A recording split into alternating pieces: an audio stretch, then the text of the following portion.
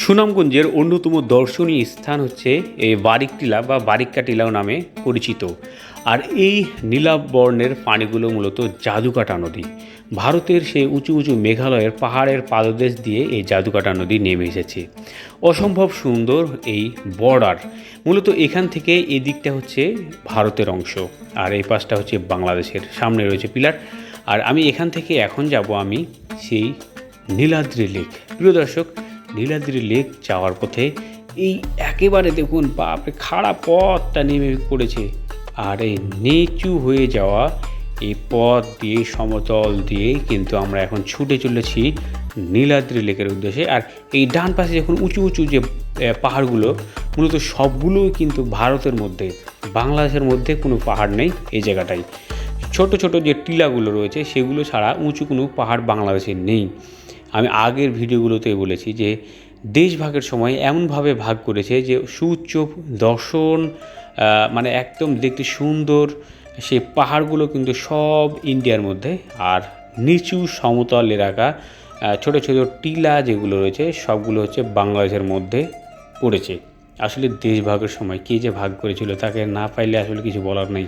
তো যাই হোক, এইটা হচ্ছে একটা গারো এবং বাংলাদেশের মানে কি বলবো, পাহাড়িদের আবাসভূমি।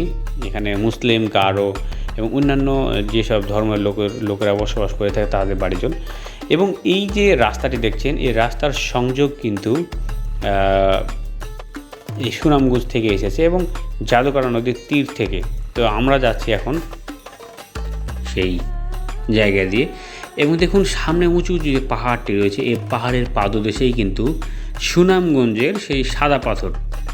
সুনামগঞ্জের দর্শনীয় স্থানগুলোর মধ্যে রয়েছে বারিক্কা টিলা, বারিক টিলা বা জাদুকাটা নদী, শিমুল বাগান। তবে এখানে রয়েছে সুনামগঞ্জের সাদা পাথর এবং সামনে রয়েছে সেই লাকমা ছড়া। তো আমরা এখন সেই সাদা পাথরের সামনে দিয়ে যাব এবং পরবর্তীতে আপনাদের লাকমা ছড়া এবং সেই নীলাদ্রি লেক ঘুরে ঘুরে দেখাবো।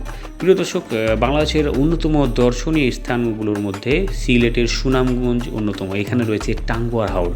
আপনি টাঙ্গুয়ার হাওরে সারাদিন ঘুরে একদিনে কিন্তু ঘোরা সম্ভব। প্রিয় দর্শক, আপনাদের বলে রাখি যে আমরা মূলত একদিনের ট্যুরে টাঙ্গুয়ার হাওরে এসেছিলাম এবং এখান থেকেই মূলত সবগুলো ট্যুর একসাথে করছি এবং ঘুরে ফিরে দেখার চেষ্টা করছি। তো আপনাদের দেখার চেষ্টা করব এবং আশেপাশটা আপনাদের একটু ধারণা দিচ্ছি মাত্র। আপনার একদিনে কিন্তু টাঙ্গুয়ার হাওর থেকে নীলাদ্রি লেক বা টেকের ঘাট বলা হয়, সেখানে নেমে আপনারা আমাদের মতো বাইকে করে পুরো দর্শনীয় স্থানগুলো একদিনে ঘুরে শেষ করে দিতে পারবেন। অর্থাৎ আপনারা যদি রাত্রে আসেন টাঙ্গুয়ার হাওরে এবং সকাল 10টা-11টা পর্যন্ত যদি টাঙ্গুয়ার হাওরে গোসল করেন, ঘুরেন এবং শেষ পর্যন্ত এইখানে নেমে মোটর বাইকে করে পুরো এলাকায় আপনারা ঘুরতে পারবেন। 300 থেকে 400 টাকা নেবে, আপনারা দরদাম করে নেবেন। কারণটা হচ্ছে 400 টাকার উপরে নেওয়ার কথা নয়, তারপরেও আপনারা যত মূলাতে পারেন আর কি। তো যাই হোক, এই যে সুউচ্চ পাহাড়গুলোর কথা বলছিলাম যেগুলো ভারতের অংশে পড়েছে, আর এরকম সুন্দর গ্রাম, ফসলি মাঠ, আর আমরা ছুটে চলেছি সেই জায়গাতে। এবং এখানকার রাস্তাঘাটগুলো সেরকম একটা ভালো নয়। বেশিরভাগ রাস্তাঘাটই এবড়ো থেবড়ো এবং ভাঙাচোরা। যে বিশেষ করে যখন এখানে বন্যা কবলিত হয় আপনারা জানেন, তখন কিন্তু এই রাস্তাগুলো বেশ কিছু এলাকা তলিয়ে যেত, এখন না যায় না। কারণটা এই পাশটা অনেকটা উঁচু এবং আমাদের এই বাইকটা কিন্তু তীব্র গতিতে চলছে, যার কারণে কোনো সাউন্ড আমি ক্যাপচার করতে পারিনি। এত স্পিডে চলছে, আমি এই জন্যে ওকে বারবার বলছিলাম, ভাই তোমারে নোবেল দিতে, মানে যে স্পিডে গাড়ি চালাই, মানে সামনে কি পড়লো দেখার দরকার নেই, ফুল স্পিডে চালাচ্ছে। মানে ভিডিওটা করছি কোনো রকমে আর কি, এক হাত দিয়ে সাইকেল মানে মোটর সাইকেল ধরে আছে, আর এক হাতে ক্যামেরা ধরে আছে, কোনো রকম আর কি যান বাঁচিয়ে। যাই হোক, খুব স্পিডে চালাচ্ছিল, যার কারণে আশপাশটাও কিন্তু ক্লিয়ারলি দেখা না গেলেও আপনাদের ধারণা দেওয়ার চেষ্টা করছি। প্রিয় দর্শক, কেমন লাগলো অবশ্যই পরবর্তী ভিডিওতে দেখবেন। আমি যাচ্ছি সাদা পাথরে এবং সেখান থেকে যাব আমি নীলাদ্রি লেক এবং এরপর যাব সেই লাকমা ছড়া এবং আপনাদের দেখার চেষ্টা করব। তো আমার ভিডিওটি কেমন লাগলো আপনার গুরুত্বপূর্ণ মতামত জানিয়ে দিন।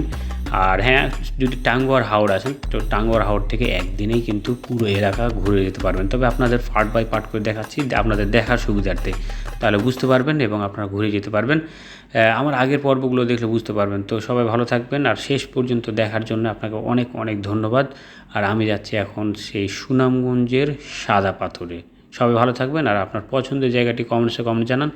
আর দেখার চেষ্টা করব আপনার পছন্দের জায়গাটি। সবাই ভালো থাকবেন। সাবস্ক্রাইব না করলে সাবস্ক্রাইবটা করেই নেন। Thank you so much for watching.